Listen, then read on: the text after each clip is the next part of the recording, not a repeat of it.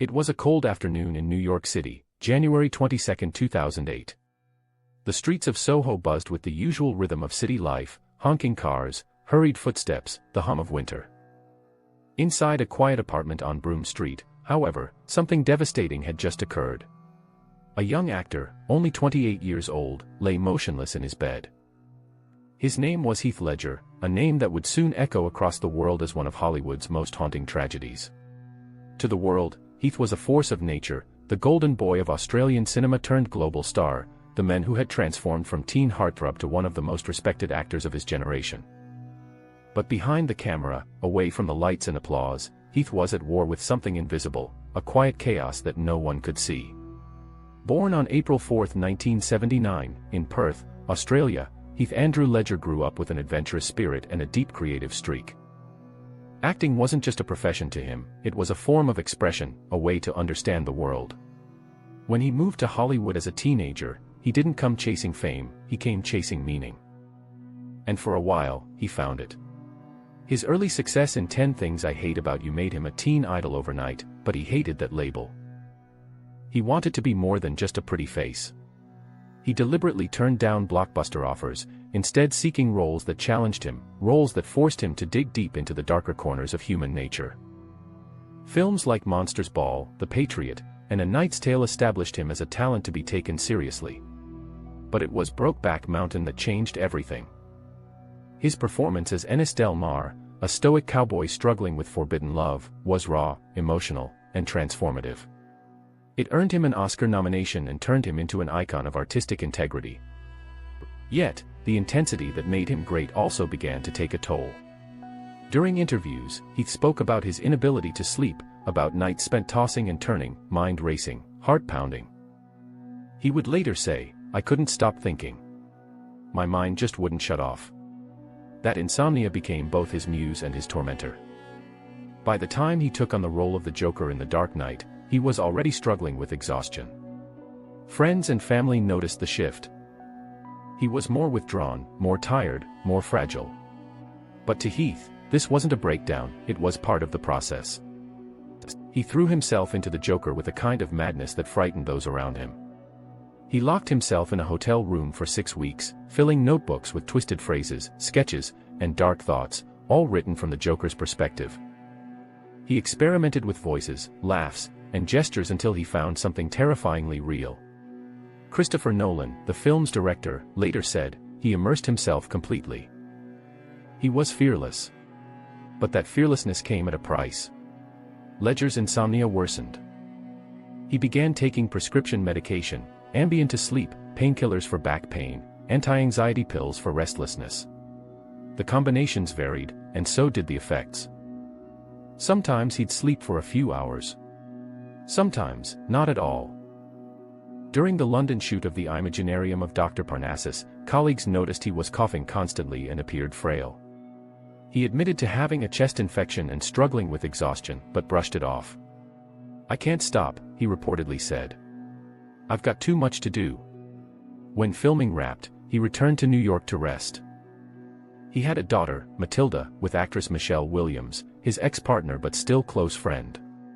Fatherhood was the one thing that truly grounded him. He often said Matilda was the best part of his life. Yet, his insomnia didn't fade. Neither did his anxiety. And then came the day everything ended. On January 22, Heath's housekeeper arrived as usual. His masseuse, Diana Woolison, was scheduled for a session that afternoon. When she entered the apartment around 2:45 p.m., she found him lying naked and face down on the bed, unresponsive. She tried to wake him, no response. Panicked, she called Mary-Kate Olsen, a friend of Heath's who lived nearby. Olsen's security team rushed over as 911 was called.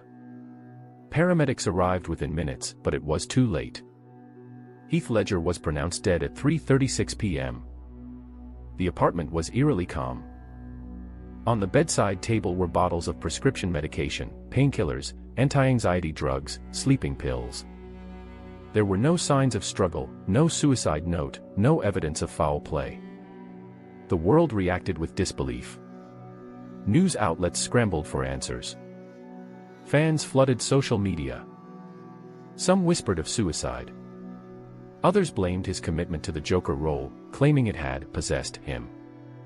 But the truth, when it came, was even more tragic, and far more human.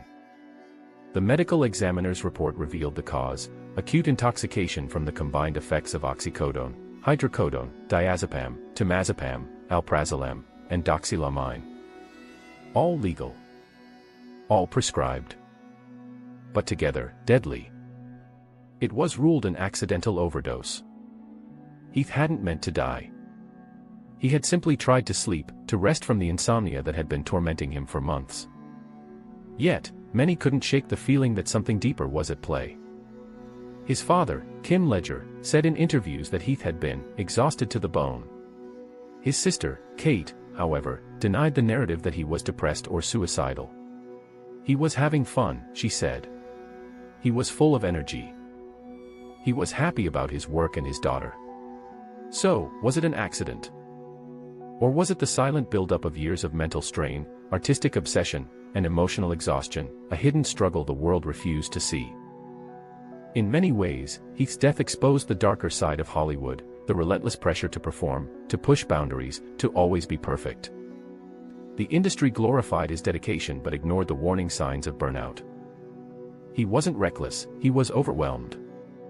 A young man trying to balance art, fame, and fatherhood, and losing sleep, literally, in the process. After his death, The Dark Knight was released, and it changed cinema forever. His portrayal of the Joker became legendary, redefining what a villain could be. Critics called it the greatest performance of the decade. The world couldn't look away from the chaos he had captured. He would go on to win the Academy Award for Best Supporting Actor, posthumously. His family accepted it on his behalf. As his parents and sister stood on stage, his father's voice cracked as he said, "Heath's work touched the world. We are proud beyond words." But the award was bittersweet. Because the man who had given everything to his art would never see the impact he made. Years later, the documentary I Am Heath Ledger showed another side of him, the playful, adventurous spirit who loved skateboarding, filming friends, and playing with his daughter. A man full of curiosity and warmth. The footage contradicted the myth of the tortured artist.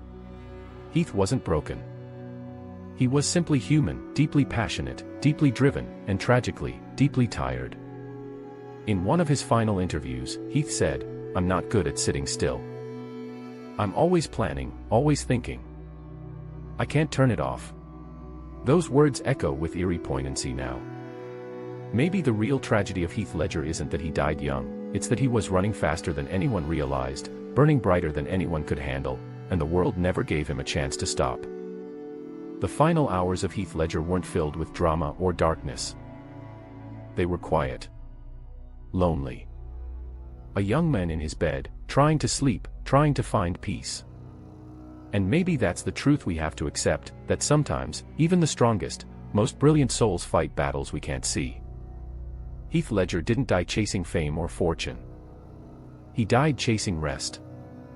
And in that heartbreaking stillness, he left behind something eternal, a legacy that reminds us that genius and fragility often live side by side, and that even the brightest lights can fade when the world burns too fast.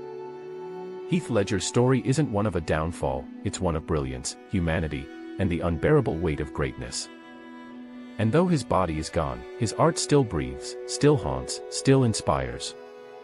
Because legends like him, they never really die.